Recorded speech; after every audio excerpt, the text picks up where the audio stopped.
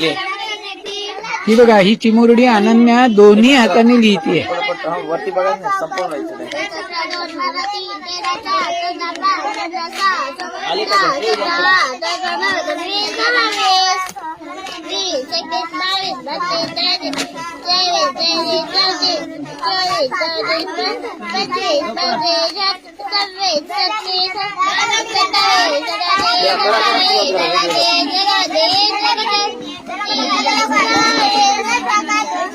आता आता इकडे 51-51 लिह मराठी इंग्लिश. अच्छा, ओके. म्हणजे ऍट अ टाइम इंग्लिश आणि मराठी. जीकेच्या प्रश्नांची उत्तरं देते.